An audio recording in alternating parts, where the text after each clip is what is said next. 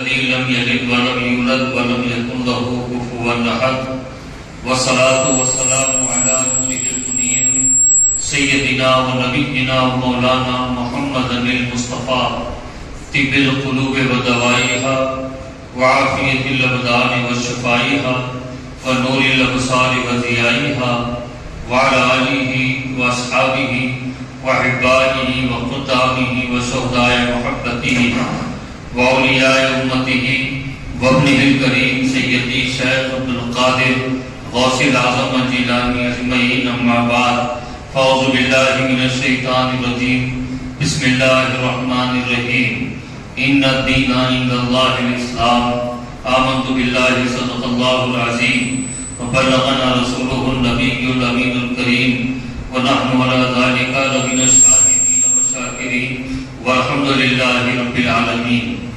بندہ پروردگارم امت احمد نبی دوست دارم چار یارم کعبہ اولاد علی مذہب حنفیہ دارم ملت حضرت خلیل خاک پائے غوث اعظم زیر سایہ ہر ولی۔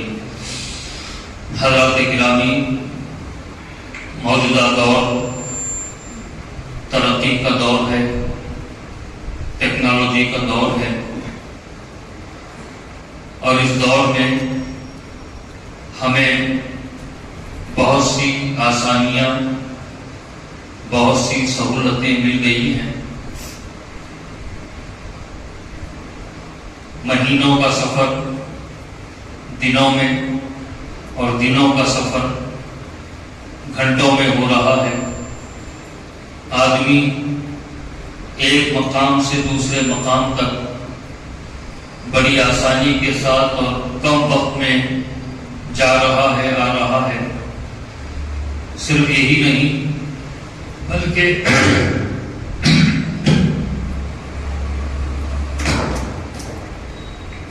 اپنی بات کو، اپنی فکر کو، اپنے نظریات کو بہت آسانی کے ساتھ ساری دنیا میں وہ عام کر سکتا ہے۔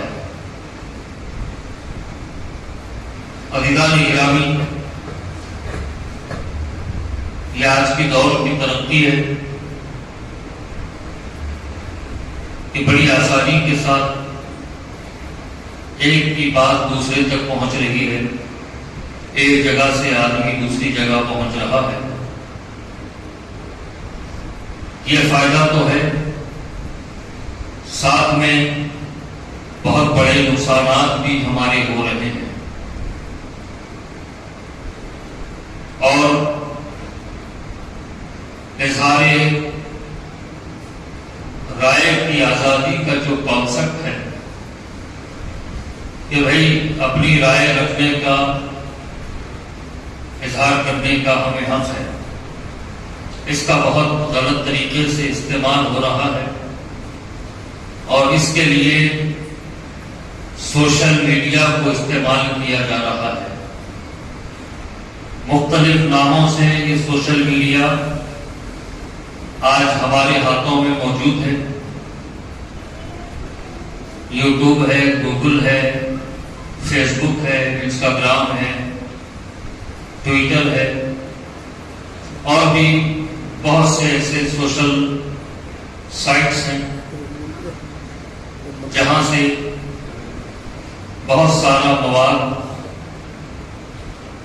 اچھائی کا بھی ہمیں مل رہا ہے، برائی کا بھی ہمیں مل جاتا ہے۔ ایسے وقت میں مسلمانوں کی ذمہ داری ہے کہ وہ سوشل میڈیا پر ہونے والی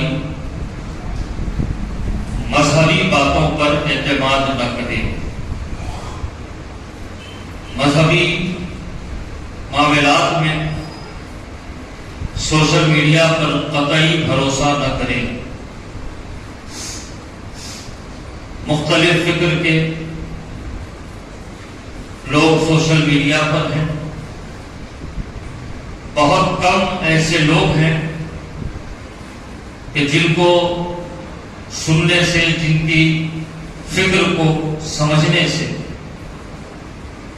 ہمارے ایمان کو پختگی بھی ملتی ہے، عقیدے کو مضبوطی بھی حاصل ہوتی ہے. لیکن کثرت سے ایسے لوگ سوشل میڈیا پر ہیں جن کی وجہ سے ہمارا ایمان خطرے میں آتا ہے، ہمارا عقیدہ متزلزل ہو جاتا ہے. اب یہاں سوشل میڈیا کے استعمال کرنے والے کا بڑا امتحان ہوتا ہے کہ کس بات کو قبول کرے اور کس بات کو رد کرے، کس بات کو اختیار کرے. یہ سوشل میڈیا استعمال کرنے والوں کی ذمہ داری بنتی ہے، خاص طور پر مسلمان کے لیے یہ بہت بڑا امتحان ہے، کیونکہ سوشل میڈیا پر قرآن کے حوالے سے بھی بات کی جاتی ہے، حدیث کے حوالے سے بھی بات کی جاتی ہے، اسلامی تاریخ کے حوالے سے بھی بات کی جاتی ہے.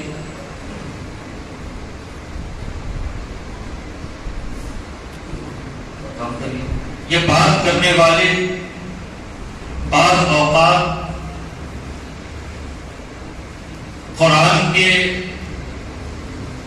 آیات کا جو مقصد ہے اور حدیث کا جو مطلب ہے اس کے مطابق بات نہیں کرتے، بلکہ اس کے درمیان اپنے نفس کو لاتے ہیں، اپنی فکر کو شامل کرتے ہیں.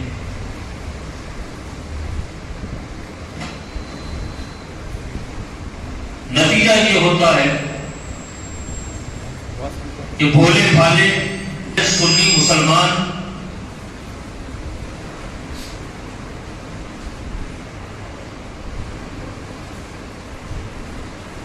شکوک و شبہ کے گرفتار ہو جاتے ہیں.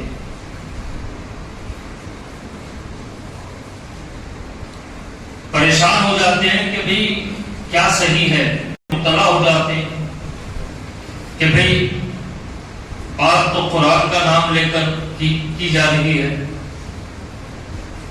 حدیث کا حوالہ دے کر بات کی جا رہی ہے، لہذا قرآن و حدیث کے نام پر بہت سی ایسی باتیں ہمارے ذہن میں، ہمارے دل میں بیٹھ جاتی ہیں، جس کی وجہ سے ہم ایک کنفیوز زندگی گزارتے ہیں.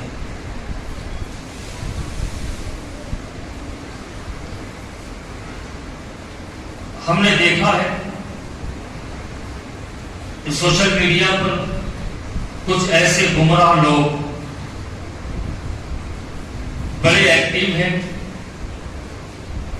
ان کی گفتگو کبھی یوٹیوب کے ذریعے، کبھی فیس بک کے ذریعے، کبھی انسٹاگرام اور ٹویٹر کے ذریعے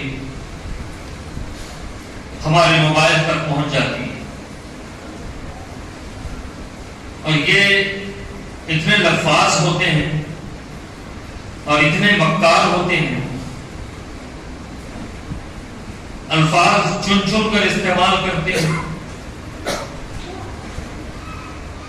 اور ہم کبھی صحابہ کرام کے تعلق سے مغالطے کا شکار ہو جاتے ہیں، کبھی اہل بیت کی عصمت کے حوالے سے ہمارے دل میں کچھ شک پیدا ہو جاتا ہے، کبھی رسول اللہ صلی اللہ علیہ وآلہ وسلم کی ذات مقدسہ کے حوالے سے ہم کنفیوز ہو جاتے ہیں. یہی نہیں بلکہ اللہ سبحانہ و تعالیٰ کی توحید کے حوالے سے بھی ہم کو مغالطہ ہو جاتا ہے. اللہ سبحانہ و تعالیٰ تمام سنی مسلمانوں کے ایمان اور عقیدے کی حفاظت فرمائے. آمین. یہ فتنے ہیں جو آج سوشل میڈیا پر، جیسے ایک گمراہ نوجوان ہے محمد علی انجینئر، میرے اپنے کئی جاننے والے ایسے ہیں جو اس کے ویڈیو کلپس کو، ریلز کو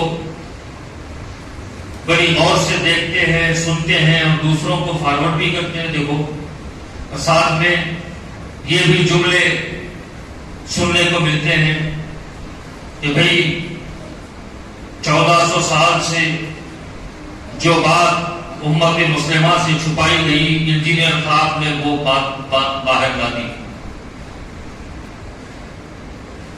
ہم کو اب تک نہیں معلوم تھا، یہ انجینئر صاحب نے ایسی بات ہم کو بتا دی.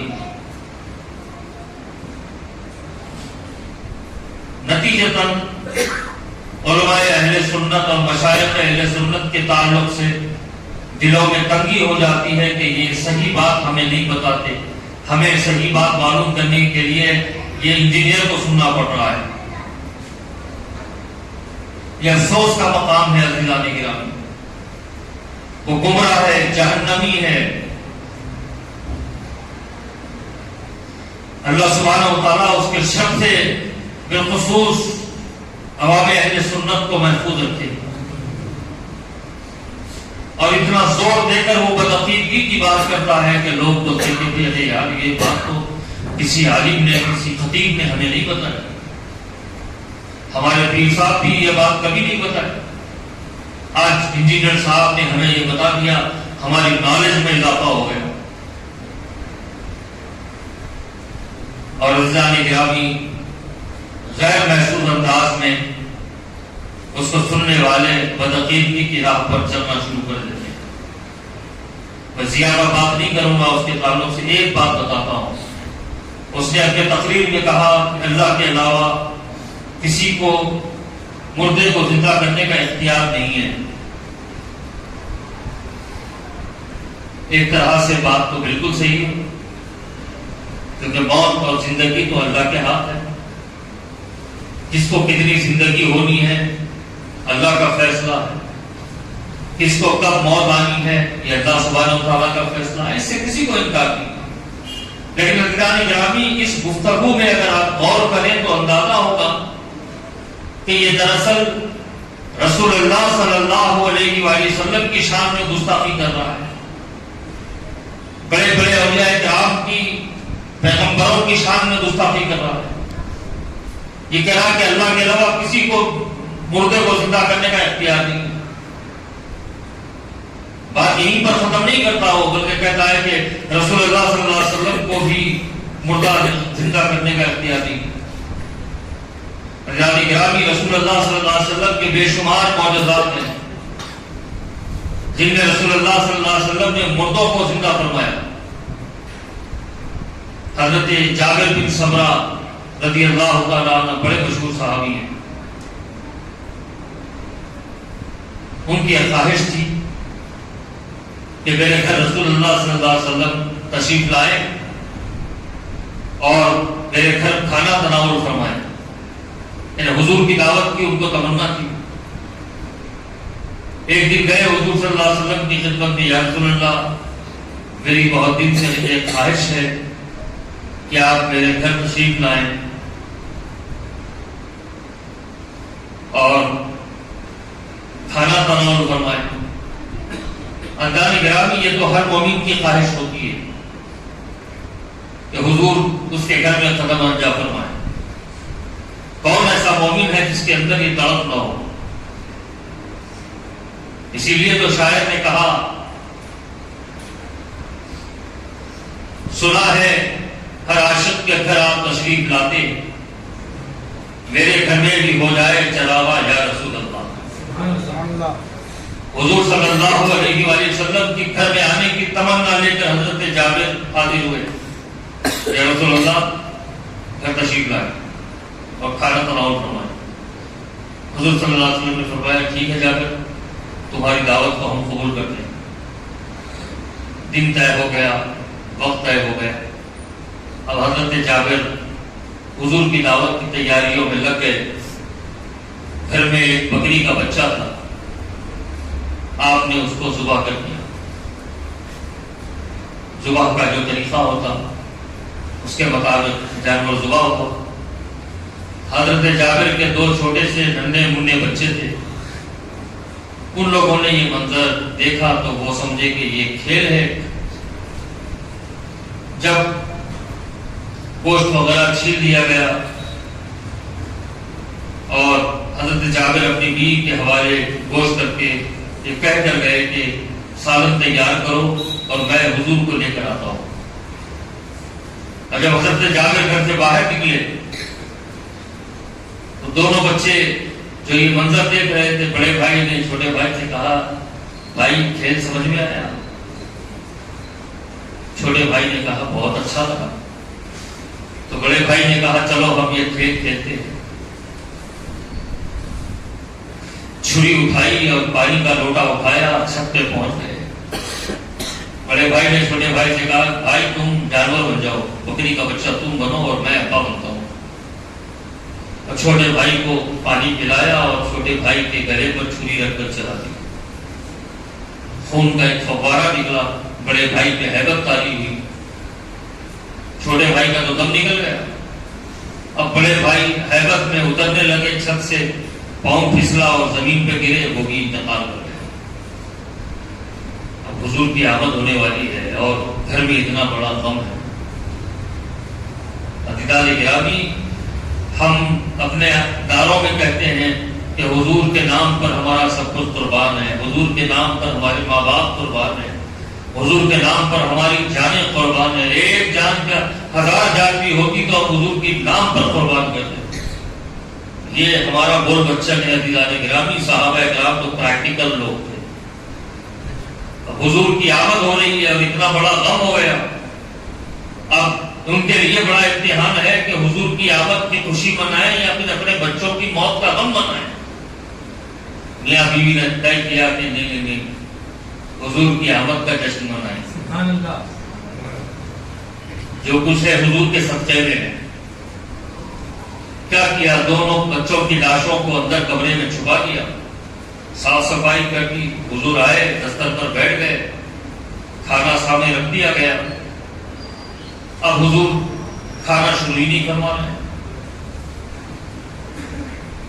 حضرت جابر نے کہا یا رسول اللہ کھانا تناول فرمائیں. حضور نے فرمایا کہ بچوں کو آنے دو. جابر تمہارے بچے کہاں ہیں؟ تو حضرت جابر نے اپنے غم کو چھپائے ہوئے عرض کیا یا رسول اللہ آپ کھانا تو شروع کریں، بچے آ جائیں گے، آ کے جوائن کر لیں گے. حضور صلی اللہ علیہ وسلم نے فرمایا جابر جب تک تمہارے بچے نہیں آئیں گے محمد رسول اللہ دیوارہ نہیں اٹھائے گا. اب جب حضور نے یہ فرمایا تو حضرت جابر اور ان کی بیوی زار خدا رونے لگی. یا رسول اللہ بہت بڑا غم ہو گیا. بکرے کو کٹتا دیکھ کر دونوں بھائیوں نے اس کو کھیل سمجھ لیا. بڑے نے چھوٹے کو کاٹا، پھر بڑا چھت سے اترنے گیا، وہ بھی گرا، انتقال کر گئے. اب چونکہ آپ کی آمد تھی یا رسول اللہ، ہم نے دونوں کی لاشوں کو اندر رکھ دیا ہے. ارادہ تھا کہ آپ جب کھانا تناول فرما لیں کہ جب جانے لگیں گے تو یا رسول اللہ ہم اپنا غم آپ کی خدمت میں رکھیں گے. حضور نے فرمایا کہ جابر ہم تمہارے گھر آئے اور پھر تمہارے گھر میں کوئی غم نہیں رہے، ایسا نہیں ہو سکتا. اے جابر جاؤ ان بچوں سے کہو کہ محمد الرسول اللہ بلا رہے ہیں. عزیزان گرامی، یہ بدبخت کہتا ہے کہ اللہ کے علاوہ کسی اور کو مردہ زندہ کرنے کا اختیار نہیں ہے. یہاں ڈائریکٹ حضور مردے سے نہیں کہہ رہے، حضرت جابر سے کہلوا رہے ہیں. حضرت جابر گئے دوڑتے ہوئے بچوں کے لاشوں کے پاس، خون میں تر بتر لاشیں پڑی ہے. حضرت جابر فرماتے ہیں بچوں اٹھو، تمہیں رسول اللہ بلا رہے ہیں. عزیزان گرامی، اب کوئی زخم نہیں رہا، جسم میں جان آ گئی. بچے دوڑتے ہوئے حضور کے پاس حاضر ہو گئے. عزیزان گرامی، یہ حضور صلی اللہ علیہ وسلم کا اختیار ہے، یہ اللہ کی عطا ہے. حضور عطا ہے کہ اللہ کے علاوہ کسی اور کو نہیں. یقیناً اللہ سبحانہ و تعالیٰ کے ہاتھ میں موت اور زندگی کے معاملات ہیں، لیکن اللہ سبحانہ و تعالیٰ اپنے جس محبوب کو چاہے یہ طاقت عطا فرماتے ہیں. اور ایک بات یہ بھی سمجھ میں آئی کہ حضور سے کوئی بات چھپنے والی نہیں ہے. کوئی خوش ہے تو حضور جانتے ہیں کیوں خوش ہے. کوئی غمگین ہے تو حضور جانتے ہیں کیوں غمگین ہے، کوئی خاموش ہے تو حضور جانتے ہیں کہ خاموش کیوں ہے، کوئی بولتا ہے تو حضور جانتے ہیں کہ کیوں بول رہا ہے۔ یہ میرے آقا صلی اللہ علیہ وآلہ وسلم کی شان ہے۔ عزیزان گرامی، سوشل میڈیا پہ جو نئے نئے قسم کے جانور ہیں، یہ دراصل گمراہی پھیلانے میں لگے ہوئے ہیں۔ یہ گستاخان رسول ہے، گستاخان اہل بیت ہے، گستاخان صحابہ ہیں، اور یہ غیر مقلد ہیں۔ یہ اللہ کو ماننے کا دعویٰ کرتے ہیں، اللہ کو نہیں مانتے، رسول اللہ کو ماننے کا دعویٰ کرتے ہیں لیکن رسول اللہ کو یہ ماننے والے نہیں ہیں، اور یہ سوشل میڈیا پر ایکٹیو ہے۔ ایسے ہی ایک اور گمراہ شخص ہے سوشل میڈیا پہ، آج کل ہر کسی کے موبائل میں لوگ بڑا غور سے سنتے ہیں کہ بھئی تصوف کی بات کر رہا ہے، صوفیہ اکرام کی باتیں پہنچا رہا ہے، بڑا سا سان قسم کا ہے، مسکنڈا، خشخشی داڑھی، چہرے پر ٹوپی نہیں، سر پر بال صاف، یونس الگوہر۔ یہ مرزا محمد علی انجینئر کا بھی باپ ہے۔ یہ دراصل گوہر شاہ کا ماننے والا ہے۔ گوہر شاہ بھی غلام احمد قادیانی کی طرح گمراہ تھا۔ پہلے اس نے مجدد ہونے کا دعویٰ کیا، پھر عیسیٰ ہونے کا دعویٰ کیا، پھر اپنے پیغمبر ہونے کا دعویٰ کیا، اپنے مہدی ہونے کا دعویٰ کیا۔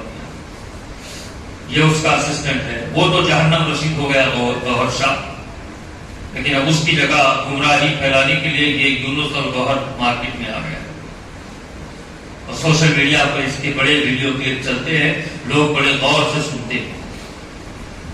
بھائی تصوف کی بات ہو رہی۔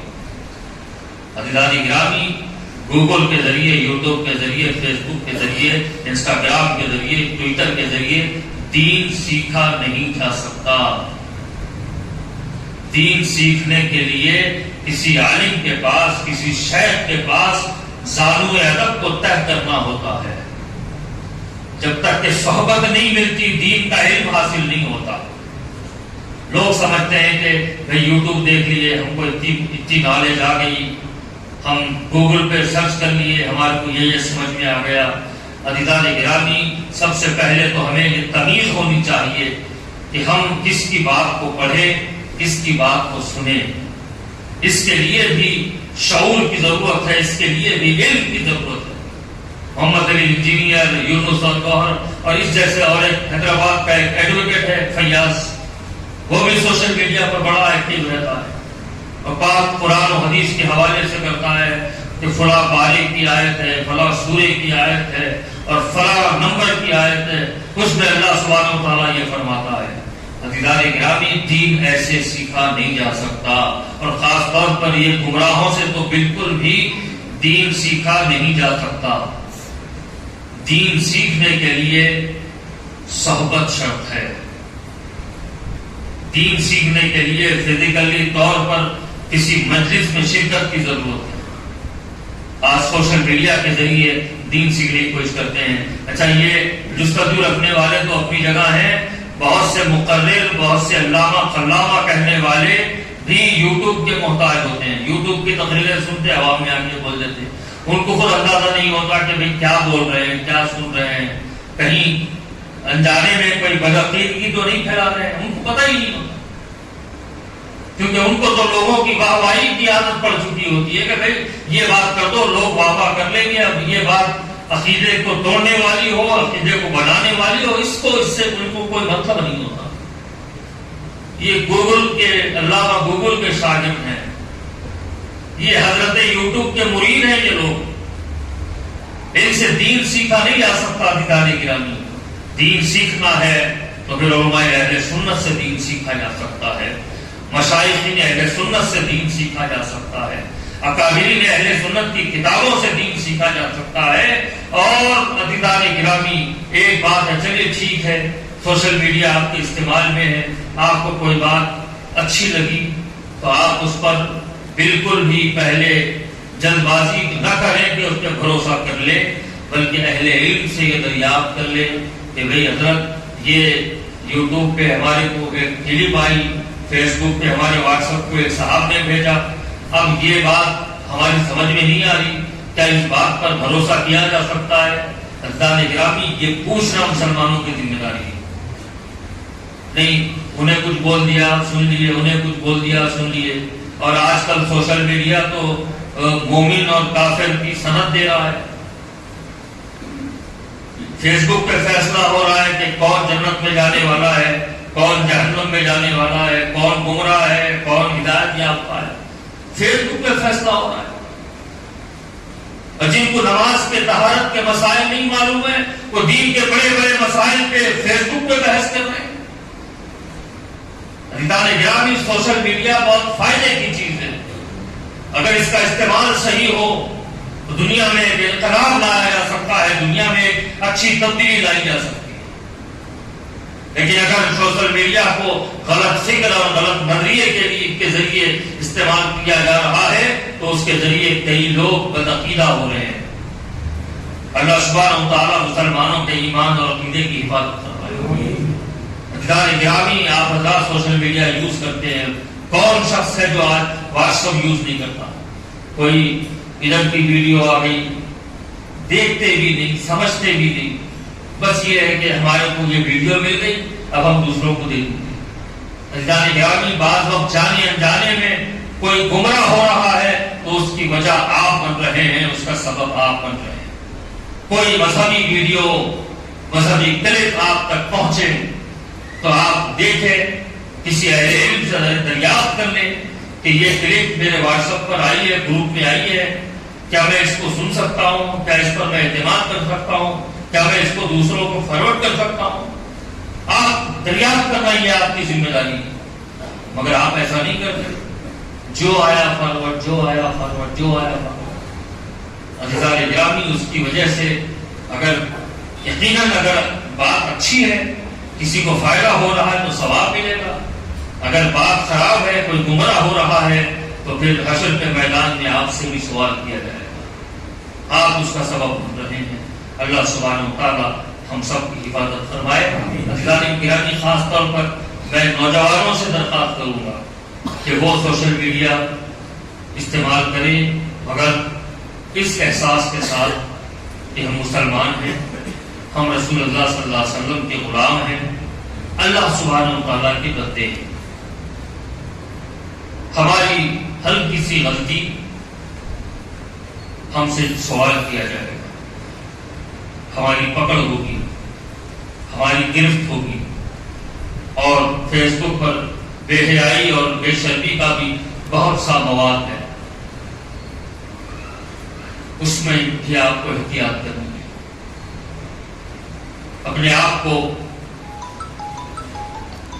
اپنی فکر کو بچانا ہے، اپنے نظریات کو بچانا ہے، اور اپنی عزتوں کی حفاظت کرنا ہے۔ لہذا آپ حضرات کو کسی قسم کی ایسے ویڈیوز وغیرہ پہنچے تو اس کو فارورڈ کرنا آپ پر واجب نہیں ہے، فرض نہیں ہے۔ آپ سے پوچھا جائے گا کہ وہ ویڈیو فلاں صاحب نے آپ کے گروپ میں ڈالی تھی، آپ دوسروں کو کیوں نہیں بھیجے؟ یہ بالکل بھی آپ سے نہیں پوچھا جائے گا، نہ آپ پر اسی کوئی ذمہ داری ہے۔ تو اگر کوئی ویڈیو آپ تک پہنچے آپ اسے ڈیلیٹ کر دیجیے، یہ نہیں کہ موبائل میں سیو کر کے رکھ لیں گے، ارے بہت اچھی ویڈیو ہے بلکہ دوسروں کو فارورڈ کریں، آپ پر کوئی ذمہ داری نہیں۔ اور رہی بات جب دین کا مسئلہ ہو تو پھر یہ تو آپ کی ذمہ داری بالکل بھی نہیں ہے کہ وہ دوسروں تک پہنچائیں، کیونکہ دین کی بات تو صرف ذمہ دار لوگوں کے ذمے کیا گیا کہ وہ دین کی بات دوسروں تک پہنچائیں۔ کوئی ویڈیو آئے، کوئی پوسٹ آیا، فوراً دھڑا دھڑ آپ فارورڈ کرنے لگے، احتیاط کریں۔ اگر کسی طور پر اللہ نے آپ کو محفوظ رکھا ہوا ہے، آپ گمراہ نہیں ہوتے، لیکن آپ کی وجہ سے کوئی اور گمراہ ہو جاتا ہے، تو اس طرح کے حرکات سے اپنے آپ کو بچائیں، خاص طور پر نوجوان۔ اور سوشل میڈیا پر اب ایک خوف رہتا بعض وقت گروپ میں میسج آتا کہ الرٹ رہیے، کوئی ایسی ویسی ویڈیو یا پوسٹ فارورڈ مت کریے، حکومت نے آپ کے واٹس ایپ پہ نظر رکھی ہوئی۔ فوراً الرٹ ہو جاتے، ارے کیا ہوتا کہ بھائی واٹس ایپ پہ ہماری کچھ بھی ایسی ویڈیو آ گئی تو حکومت کیا کرے گی، مجرم ہو جائیں گے۔ عزیزان گرامی، حکومت تو بعد میں نظر رکھتے ہی ہے، پہلے اللہ نے نظر رکھی ہوئی ہے، وہ بھی تو سوچنا۔ موبائل پہ ہم جتنا بھی موبائل یوز کر رہے ہیں یہ بھی تو سوچ لو کہ حکومت دیکھے نہ دیکھے وہ الگ مسئلہ ہے، اللہ تو دیکھ رہا ہے۔